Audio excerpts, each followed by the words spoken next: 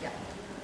So to work in the EU, you can choose a lot of careers. There are a lot of different fields and a lot of agencies, as you can see here. And yeah, why should you work for the EU? There are a lot of benefits. Well, of course, there's to work and travel abroad, and also the possibility to always learn new skills. It is an interesting workplace, and you work with international colleagues, and of course there's a great benefit package that comes along. Yeah, to work for the EU, you can do so in two sorts of stuff. You can work as an administrator. That is possibly what you would do, because you need a university degree for that. Assistants are staff that works as secretaries or accountants. Basically people who have a formation and some work experience. The European Personal Selection Office is looking for the best candidates around Europe. So they need people who really are motivated to work for Europe and have like strong analytical and organizational and communication skills and are able to adapt. The only way to work on a long term for the European Union is through the European Personal Selection Office process. This is an open competition, so once a year you can apply for the EU, and then there's a whole process going on that step by step you go closer to work for the EU. So first, when to apply. That is the AD version of what you would do if you want to work for the EU. You have to apply in March. So if you apply in March 2013 and your registration is validated, then you will have a computer-based test in June.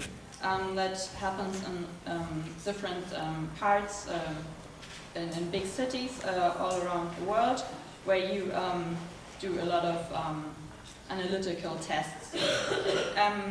If you succeed at this test, you will have an assessment center, which is, I think, in Brussels. And there you have like the basic assessment center where you like work in groups and have like tests and are observed during those tests. The same is also for ADL applicants. Those are people who work in languages. But as you see, the registration is slightly different. It starts in June and then goes on. The same for the assistants is you have to apply in December. That are the upcoming cycles. So I just wanted to add something. There won't be an 85 for 2013 because of the Partitis case. So they won't be able to apply in 2013, but in 2014. All those who sat for the exams in 2010 will resit them in 2013. Okay, so sorry. Well, so you get more like a general information from me. I'm very glad if people can help out if there's something wrong. So where to apply? You apply online via this EU careers site. The competition. What you need to apply is you need to be a member, a citizen of a member state. And you need to know at least 2 official EU languages. If your first language is German, you need to have a second language, English or French. And you need a university degree, but you can apply before you get it. So if you know you will have it in summer, you still can apply in March. You can start from a bachelor's degree to work there, so you don't need a master's. For assistants, it's different. You need only a higher secondary education and work experience. Yeah. Yeah. Roughly 50,000 people apply each year, and in the end, only 300 are successful. So the competition is very rough, but 300 people make it. Yeah, the computer-based test, which happens after you apply. You have like different tests on a computer, like verbal reasoning, numerical, and abstract reasoning. Those happen in the first language that you choose. So usually it's your language you're the most comfortable with. The situational judgment is in your second language. Yeah, it's different for like assistants. They get also tests on their professional skills, and linguists on their language skills. So there's no longer a test about your EU knowledge. Yeah, and just some quick examples how the tests look like. Yeah, there's for the verbal reasoning you get a text and then you have a multiple choice, and all this is on a very restricted time, so you have to find your answers very quickly. Same for numerical reasoning, you also get a multiple choice. Abstract reasoning is like, yeah, basically an intelligence test, probably. Yeah. And situational judgment, there you have like to decide what would you do.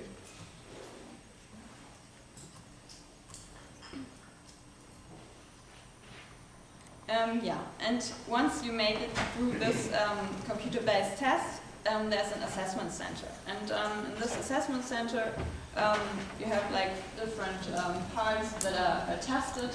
And yeah, as you can see here, and again for assistants and language applicants, there are different parts of the test that you have to pass.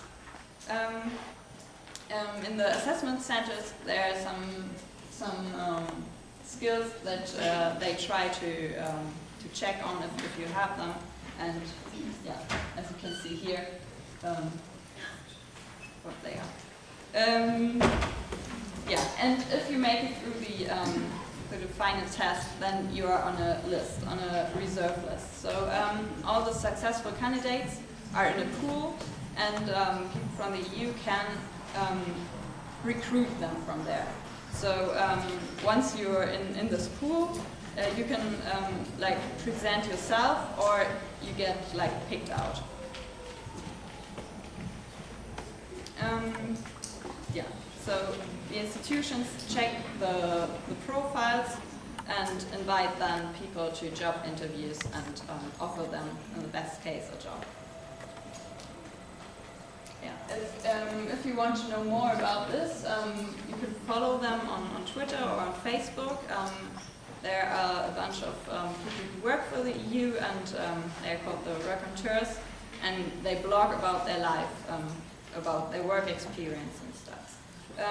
And yeah, there are also videos from the EU that promote the whole process, and yeah, those are the addresses. Maybe I can put them on later.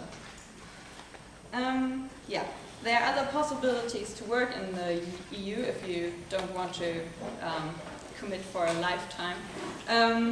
But I want to focus on the traineeships if you want to do an internship in the EU. Yeah, most of the interns work within the Commission. Those are 75% of all interns. And around 600 people are selected every year. It's again 2 times a year you can apply, and there's also a fixed period of time where you do your internship, from October to February and from March to July. Yeah, if you apply, you get selected, and those people who are selected go into a blue book. where the institutions can pick their interns from.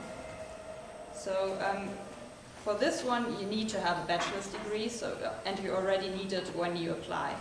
And you also need 2 EU languages. It is not necessary to have experience, and there's no age limit. And again, the competition is quite based. You have 5,000 to 7,000 applicants every round, and only 30% from them go into the blue book, where the institution can pick from, and then in the end there are only 600 who get an internship. Yeah, those are the things that EPSO recommends. And yeah, maybe it's good to know that you get a salary, so the internship is paid, and yeah, it starts 2 times a year, and further information are also on the page of EPSO. Yeah, more information are also on the website, and yeah, if you have questions, I will be happy to answer. I have a question. Are you looking for a specific educational background when you select candidates, or are you more focused on specific skills like the management, or I don't know? You mean when you like want to enter the EU for a job? Yeah. Yeah, as I understood, it's like basically everybody can apply. You don't need a special profile. But in the end, of course, when you're on the reserve list, you will only get picked for your special skills. So they try just to find the best staff possible, and then they are going to form you, or yeah, pick you for your law skills or economic skills or something like that. That's what I understood.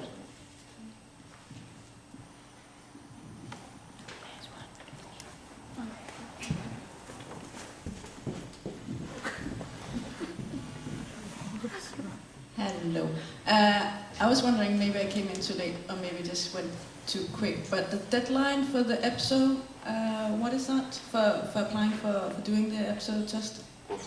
It's in March for the administrators, 1st of March. No, that's the EPSO, the general competition that is going on that started in March. When does it end? Okay, how long the whole process takes? No, when you want to do the test on the computer with the numerical reason, all that very difficult stuff. Yeah. What is the deadline for applying to do that?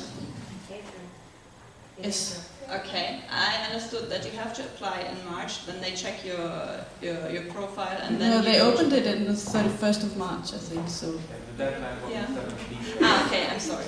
When is the deadline? 17th of April. 17th of April. Cool, thank you.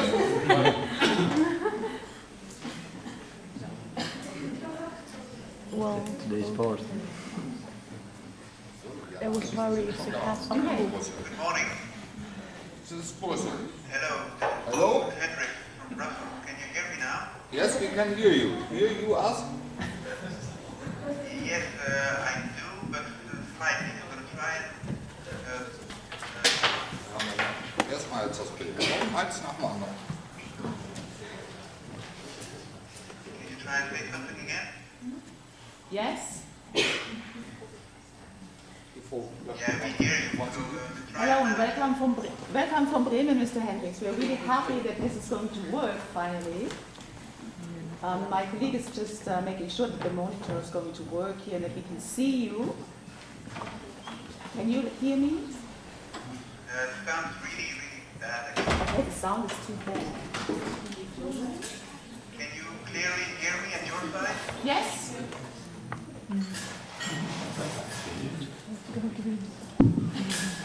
Okay, is it better now? Mr. Hendricks? Yeah. Okay, we are trying to make sure that we are going to speak loud, and we are still working on the monitor here. But I think what we will do is now start the question process, and I will give the microphone to the persons who are going to ask questions so that you can hear them well enough. Okay. So, in the audience, who's going to start with a question now? Please raise your hand. Okay. Maybe if you can tell them your name.